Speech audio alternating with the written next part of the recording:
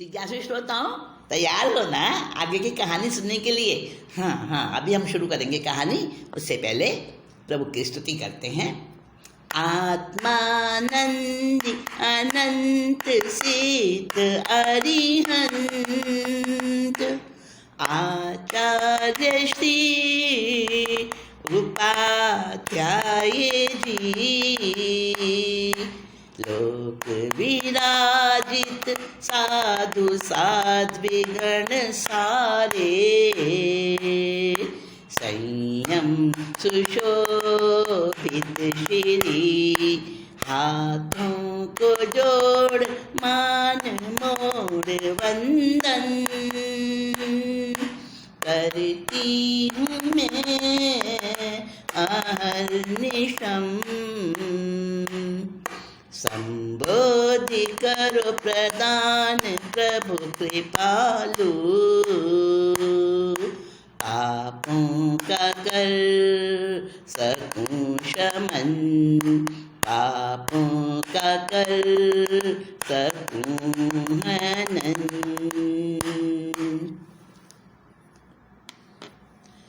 पंच परमेष्टि भगवंतों को शासनेश प्रभु एवं सभी गुरु भगवंतों को प्रणतिपात पूर्वक वंदन अभिवंदन। आप सभी को भी मेरा मंगलमय अभिनंदन। हम सुन रहे हैं मकरध्वज कुमार की बात नम्रता के अंतर्गत। नम्रता एक गुण है और वो नम्रता कुट कुट कर भरी थी मकरध्वज में। राजा का पुत्र सबसे छोटा, आप सुन चुके हैं, बसंत उत्सव से लौट कर आया अपने भाइयों के साथ और थका हुआ था, सो गया। अब सुबह हुई, पिता महाराज को प्रणाम करने के लिए मकरध्वज कुमार गया। दूसरे भाई आए या ना आए उसको इसका नहीं था कुछ भी विचार। वो तो रोज़ सुबह माता पिता को प्रणाम करके ही कुछ दूसरा काम करता। तो वो गया, रात भर से सोए नहीं थे। कौन? मकरध्वज के पिता वैरिदमन जिनका नाम था, रात भर सोए नहीं, क्योंकि एक तो बेचैनी उनके मन में ये थी कि हाथ से मुट्ठी में भरी हुई रेत जैसे खिसकती है वैसे ही उम्र खिसकी जा रही थी और बुढ़ापा सामने दिख रहा था। उससे वो व्याकुल थे, बेचैन थे। दूसरा, खजांची ने आके उनको सबसे प्रिय पुत्र जो उन्हें था मकरध्वज, उसी के बारे में ऐसा सिखाया था, ऐसा उनके सामने उसके अवगुण, सारी बुराइयां और उसका फजूल खर्च, अनाप शनाप फालतू खर्च, और उसका ऐसा चित्र खींचा था। रात भर चिंता में रही, सोच विचार किया, लेकिन बड़े सुज्ञ थे वैरिदमन महाराज। जानते थे कि आपा नहीं खोना, और उन्होंने निर्णय कर लिया था बेटे को बड़े प्यार से समझाएंगे, क्योंकि ये उम्र ऐसी ही है, नादान उम्र है। सुबह समझाते राजा मकरध्वज कुंवर को, कहता वो दरिया दिल धीमा करके स्वर को, दान देने से लक्ष्मी घटे ना और यश नभ चढ़ता, मकरध्वज कुमार पे नूर था बरसता। नरपति चिढ़ गए, तीखे शब्द बोले, देने से बढ़ता क्या धन, अरे बड़ बोले, निकल जा अभी आदेश देता मुझको, कौड़ी कमा नहीं सकता, मकरध्वज कुमार पे नूर था बरसता। अब वैरिदमन महाराज ने मकरध्वज कुमार को बड़े मीठे स्वर में समझाया, बेटा प्रजा का धन है और हमें इसे लुटाना नहीं चाहिए। पिताजी मैंने तो ऐसा कुछ नहीं किया। बेटा तुमने कल 1 करोड़ सुनैया दे दी ना पुरस्कार में। हाँ पिताजी दी तो थी, लेकिन पिताजी वो कलाकार कितनी मेहनत से अपनी कला को आगे बढ़ाते हैं और वो चाहते हैं पुरस्कार, इससे उनको प्रोत्साहन मिलता है, उनका मन बढ़ता है, उत्साह बढ़ता है पिताजी। और हमारे पास तो बहुत है, और मैंने तो दान समझ के दिया उनको पिताजी। दान देने से लक्ष्मी घटती नहीं है पिताजी, देखो बढ़ती है लक्ष्मी, और हमारा यश सम्मान, हमारी कीर्ति भी आसमान को छूने लगती है। अच्छा मुझे उपदेश देने लगा, इतना ज्ञानी ध्यानी बन गया तू। और क्या कह रहा है, देने से बढ़ता है धन। अरे अरे बड़ बोले। और राजा को तो गुस्सा आ गया। हाँ अंदर दबा रखा था ना, बाहर फूट पड़ा वो। निकल जा अभी मेरे राज्य से। आया मुझे उपदेश देने वाला। एक कौड़ी कमाई है कभी, कैसे मुश्किल कमाई जाती है, खर्च करने में क्या लगता है। दे दिए 1 करोड़ सुनैया 1 मिनट के अंदर, यूं ही आते हैं क्या। अब मकरध्वज कुमार फिर भी मीठे शब्दों में, धीमे शब्दों में विनयपूर्वक कहने लगा, पिताजी लक्ष्मी तो पुण्य की है दासी, करोड़ सोनैया ला दे पुण्य विलासी, वरना करूँगा सिर धड़ से अलग नमन करके निकलता, मकरध्वज कुमार पे नूर था बरसता। कहने लगा पिताजी अरे लक्ष्मी तो पुण्य की राशि है, हम जितना पुण्य इकट्ठा करेंगे ना लक्ष्मी बढ़ती जाएगी। अच्छा बड़ा पुण्य का विलासी बना है तो, पुण्य के बारे में बहुत जानता है, मुझसे ज़्यादा जानता है। चल करोड़ सोनैया अभी ला के दे मुझे, तब देखूंगा तेरा पुण्य कहाँ से आएगा। अगर करोड़ सोनैया नहीं ला के दे सकता तो निकल जा मेरे महल से, अभी मेरी नगरी से चला जा, वरना तेरा सिर धड़ से अलग कर दूंगा। समझता क्या है तू। इतना क्रोधी अपने पिता को कभी नहीं देखा था। मकरध्वज कुमार ने हमेशा अपने पिता का लाड़ प्यार दुलार ही देखा था। आज उनका ये रौद्र रूप देखा, एक बार तो बड़ा चौंक गया वो। विश्वास नहीं हुआ ये मेरे पिता हैं, वही पिता हैं क्या। लेकिन ज्ञानवान था, नम्रता उसके अंदर बसी हुई थी, और उसने कोई बुरा नहीं माना पिता के उन कठोर शब्दों का, कठोर व्यवहार का कोई बुरा नहीं माना, और पिता की आज्ञा को मानकर उनको सिर झुकाया, नमन किया और निकल गया। माँ से भी बात नहीं की। सोचने लगा पिता ने निकाल दिया, अब माँ कोई पिता से ऊपर थोड़ी है, पिता की आज्ञा का पालन कर रहा हूँ मैं तो। चल दिया। मंगल शकुन पाए नगर द्वार जाके, बांसों का बाड़ा एक देखा वहाँ पे, 4 वंश मुक्ता बांस से निकाले दिल को हर्ष सरसता, मकरध्वज कुमार पे नूर था बरसता। जब नगर के द्वार, पहले जमाने में हर नगरी के 4 दिशा में दरवाजे हुआ करते थे, तो जा रहा था मकरध्वज, और नगर द्वार से बाहर जैसे ही वो निकला तो बड़े शुभ शकुन हुए। उसने पढ़ रखे थे शास्त्रों के अंदर कौन से अच्छे शकुन होते हैं, कौन से बुरे शकुन होते हैं। अच्छे मंगल शकुन हो रहे थे उसके सामने, और वो आगे चलता गया। अरिहंत को, पंच परमेष्टि भगवंतों को नमस्कार मंत्र का स्मरण करते हुए, और वो चलता गया आगे। क्या देखा कि बांसों का झुरमुट था एक, ये बहुत सारे बांस ही बांस लगे थे, बांसों का बाड़ा था। बांस समझते हो ना, और बांस उत्पन्न होते हैं, एक ही जगह पर बहुत सारे बांस उत्पन्न होते हैं, बांसों का बाड़ा, मतलब बांस ही बांस वहाँ पे खड़े थे। तो बांसों का बाड़ा उसने देखा एक, वहाँ पर उसको क्या मिला, वंश मुक्ता, 4 वंश मुक्ता मिले उसे। अब आप समझ नहीं पा रहे होंगे मेरी बात, क्या होते हैं वंश मुक्ता। देखो, एक होते हैं गजमुक्ता। गजमुक्ता जो हाथी के मस्तक में मोती पाया जाता है, सभी हाथियों में नहीं होता, किसी किसी हाथी में होता है, उसको कहते हैं गजमुक्ता। और एक होता है शंख मुक्ता,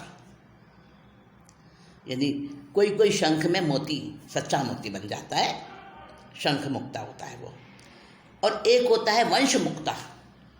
वंश मुक्ता यानी कि बांस के अंदर, बांस जो बांस खोखला होता है बांस, कभी आपने देखा हो, तो बांस के अंदर भी मोती होता है, किसी किसी बांस में सच्चा मोती, वो वंश मुक्ता कहलाता है।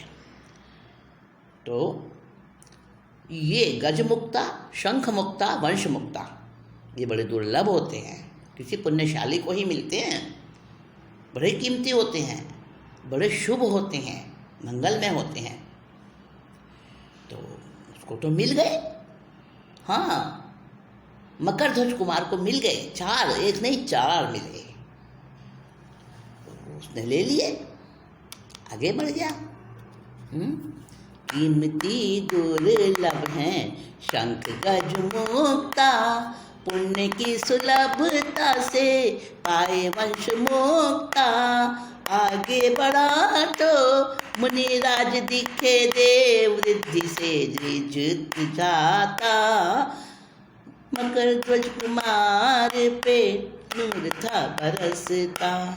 मुनि आत्मचिंतन में विरत नृत्य गान से, मकरध्वज देख रहा एक टक ध्यान से। माया समेटी सुर का परिचय पूछा, कौन है ये फरिश्ता। मकरध्वज कुमार पे नूर था बरसता। 4 वंश मुक्ता ले लिए मकरध्वज ने, वहाँ से निकाल लिए और आगे चल दिया। मन बड़ा खुश हो गया, हर्षित हो गया कि सारे अच्छे अच्छे शुगन हो रहे हैं और मंगल मंगल मंगल मेरे को चारों तरफ हो रहा है, और ये वंश मुक्ता भी ऐसे दुर्लभ मुझे प्राप्त हो गए 4। तो पिता ने जो व्यवहार किया था उससे थोड़ा दुख हो रहा था मन में, वो दुख भी दूर हो गया, आगे बढ़ गया। अब देखा क्या, थोड़ी दूर जाकर एक मुनिराज बैठे हैं अपने ध्यान में, साधना में, और एक देव है जो बड़ी रिद्धि दिखा रहा है, नाटक दिखा रहा है, और मुनिराज को रिझाने की कोशिश कर रहा है, नाटक नृत्य गान करके। पर मुनिराज तो आत्मचिंतन में लीन ऐसे बैठे हैं, कोई नृत्य गान से उनको कोई मतलब नहीं है। और मकरध्वज को मुनिराज के तेज और आभा मंडल उनका देखकर बड़ी श्रद्धा उमड़ी, बड़े ध्यान से उनको देख रहा था।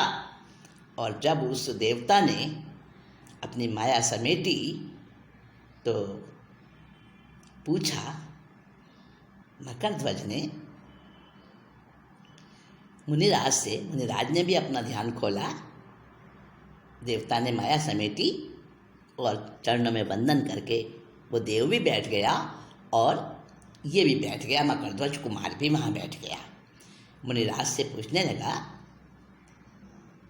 बनते ये फरिश्ता कौन है, इसका परिचय दीजिए मुझे। मुनिराज बड़े ज्ञानी थे, बड़े मतलब मजबूत थे अपने संयम में, तो उनको ज्ञान हो गया था, विशिष्ट ज्ञान। उन्होंने अपने ज्ञान से बताया, सेठ था ये देव पहले जन्म में, नियम लिया संतों से नम्र सच कहूँ मैं। अल्परिद्धि वाला यक्ष बना है, क्योंकि व्रत भंग किया था। मकर ध्वज कुमार पे नूर था बरसता। मुनिराज ने उस यक्ष के बारे में, उस सुर के देव के बारे में परिचय दिया कि अरे तुम इसकी रिद्धि देख के हैरान हो गया बेटा। अरे बस ये तो कुछ भी रिद्धि नहीं है, ये तो बहुत छोटा देव है, अल्प रिद्धि वाला यक्ष है ये तो। और बड़े बड़े जो ऊंचे देवलोक के देव होते हैं ना, उनकी तो बहुत रिद्धि सिद्धि होती है, तो ये तो अल्प रिद्धि वाला देव बना है, यक्ष बना है। क्यों? क्योंकि ये देव जो अभी है ना, इससे पहले जन्म में ये एक सेठ था, सेठ। और इसने संतों से नियम लिया था इसने कि मैं हमेशा नम्रता से और सच से व्यवहार करूंगा, अर्थात कभी झूठ नहीं बोलूंगा। और अगर कोई बात मुझे कहनी पड़े तो सच को भी मैं बड़े नम्र शब्दों में कहूँगा, नम्रतापूर्वक कहूँगा, ये इसने नियम लिया था। लेकिन किसी वजह से इसका वो व्रत भंग हो गया, इसने भंग कर दिया उस व्रत को असावधानी से, प्रमाद से, और इसलिए अपने व्रत भंग करने के कारण, नियम भंग करने के कारण ये अल्प रिद्धि सिद्धि वाला यक्ष बना है। ये इसका परिचय है। वो यक्ष भी जो था वो भी अपना पूरा भव सुन रहा था, और उसको बड़ा दुख हुआ इस बात का कि मैं नियम भंग करने के कारण, पहली बात तो नियम लेना ही मुश्किल है, नियम लेने का मन नहीं बनता। बहुत से लोग तो साथियों इसीलिए साधु साध्वी के पास नहीं जाते कि कोई नियम ना लेना पड़ जाए, डरते हैं, घबराते हैं, त्याग करने से घबराते हैं। लेकिन ऐसे भाव बने, वो देव सोच रहा है अपने मन में और मुनिराज के सामने अपनी आलोचना भी कर रहा है कि मुश्किल तो भाव बनते हैं नियम लेने के, प्रत्याख्यान करने के, और मेरे मन में भाव बना और मैंने नियम भी लिया और नियम को भंग कर दिया है। अगर मैं नियम पूरा पाल लेता तो मेरे को क्या से क्या उसकी फल प्राप्ति होती, मैं अभागा रह गया। लेकिन मकर ध्वज को मार, उसको तो एक नई चीज मिल गई, मानो एक रोशनी उसको प्राप्त हो गई। और उसने कहा, गुरुदेव मुनिराज, मुझे भी आप नम्र सच का नियम दिला दीजिए। मतलब ऐसा सच बोलूँगा मैं हमेशा, झूठ का तो सवाल ही नहीं, सच बोलूँगा और वो भी नम्रतापूर्वक सच बोलूँगा, सामने वाले को चुभे नहीं ऐसा, क्योंकि सच कड़वा होता है और सच को नम्रतापूर्वक अभिव्यक्त करना बड़ी भारी कला है। तो ऐसी कला मकर ध्वज ने उसका नियम लिया, हमेशा मैं नम्र सच ही बोलूँगा। नियम नम्र सच का लेके मकर ध्वज गया था, पूछे यक्ष भंते ये व्रत अखंड पालेगा। उत्तर मुनि का सुन के यक्ष उसकी परीक्षा को चलता, मकर ध्वज कुमार पे नूर था बरसता। देखो साथियों, कहानी आगे बढ़ रही है। हाँ, मकर ध्वज कुमार जो था, राजा का पुत्र, जब उसने यक्ष की कहानी सुनी मुनिराज से, तो उसने कहा, बनते इसने तो व्रत भंग कर दिया, कोई बात नहीं, आप मुझे ये नियम दिलाइए, मुझे भी नम्रता बहुत प्यारी है और मैं भी, स्वभाव बन गया है मेरा नम्र होके रहने का, नम्रतापूर्वक बोलने का मेरा स्वभाव बन गया है। और मैं ये नियम लेना चाहता हूँ कि कोई भी सच होगा तो उसे नम्रतापूर्वक मैं प्रस्तुत करूँगा, इसमें मैं कभी नहीं चूकूँगा। आप मुझे नियम दिला दो, मैं सजग रहूँगा। मुनिराज से नियम लेकर और मकर ध्वज तो अपने रास्ते चला गया, आगे बढ़ गया। वो यक्ष वहीं बैठा था। अब वो यक्ष कहने लगा, बनते मैंने तो व्रत भंग कर दिया, पूर्व जन्म में मुझे अल्प रिद्धि सिद्धि प्राप्त हुई, देव तो बना मैं, पर मेरे को पूरा फल नहीं मिल पाया मेरी गलती के कारण। अब मुझे ये जिज्ञासा हो रही है कि ये जो राजकुमार अभी आपसे व्रत लेके गया है ना, नियम लेके गया है, ये तो अखंड पाल लेगा या भंग करेगा, क्या करेगा? मुनिराज ने कहा, ये बड़ा पुरुषार्थी है और बड़ा मतलब सचेत रहने वाला है, सजग रहने वाला है, इसके रोम रोम में नम्रता रमी हुई है, ये व्रत को दोष नहीं लगाएगा, अखंड पालेगा। अब तो उस यक्ष को एक प्रकार से खीज, अहंकार, ईर्षा सारे हावी हो गए और कहने लगा, अच्छा अच्छा मुनिराज। आज्ञा ली मुनिराज से और उसने तो मन में सोच लिया, मैं करूँगा इसकी परीक्षा, देखूंगा कैसे मजबूत रहता है अपने नम्र सच के व्रत पर, ये मैं दूंगा इसकी परीक्षा। और वो जो है ना यक्ष, वो चल दिया अपना रूप बना के। देव को तो वैकृत शक्ति प्राप्त होती है, वैकृत कर सकता है, कुछ भी रूप बना सकता है, एक अनेक छोटे बड़े कुछ भी रूप बना सकता है, देवों में शक्ति जन्मजात होती है। तो अब वो यक्ष जो है मकरध्वज कुमार की परीक्षा लेने के विचार से कहाँ पहुँचा? दरबार बैरी दमन रपटा लगा था, व्यापारी रोता आया, हाय यहाँ लुट गया, वंश मुक्ता चारों मेरे चुराए गए, घायल तन मन कसकता, मकरध्वज कुमार पे नूर था बरसता। अब वो देव एक व्यापारी का वेश बना के बैरी दमन राजा के दरबार में पहुंच गया। कौन बैरी दमन, याद है ना आपको? मकरध्वज के पिता।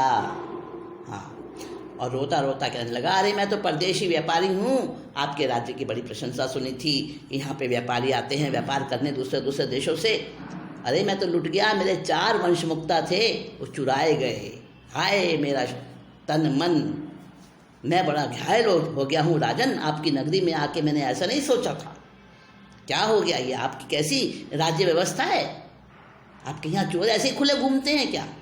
अब तो राजा बैरी दमन की भुजाएं फड़कने लगी। सुना ये तो भूपति की भुजाएं फड़की, मेरे राज्य में चोरी शामत है किसकी, मकरध्वज कुमार ने 4 मुक्ता रखे सामने, वो नहीं डरता, मकरध्वज कुमार पे नूर था बरसता।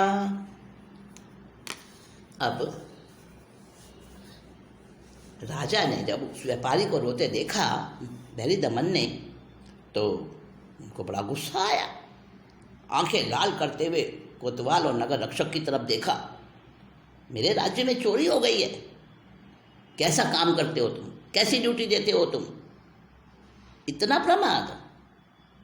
और राजा ने उस व्यापारी से कहा, शांत रहो, आपका जो धन माल चुराया गया, आपके वंश मुक्ता चुराए गए हैं, दुर्लभ वंश मुक्ता मिलेंगे, कहीं नहीं जा सकते मेरे राज्य से, मैं ढूंढ कर दूंगा। और तभी क्या चमत्कार होता है, सारे देखने लगे। मकरध्वज कुमार आया, पिता को आदर सहित सम्मान से सिर झुकाया और 4 वंश मुक्ता सामने रख दिए। डरा नहीं वो। अब देखो आ गया सस्पेंस, वंश मुक्ता राजा के सामने, और वो व्यापारी जो था, हाँ यही है मेरे वंश मुक्ता है। और राजा अपने पुत्र मकरध्वज को देख रहा है, अच्छा चोर भी बन गया,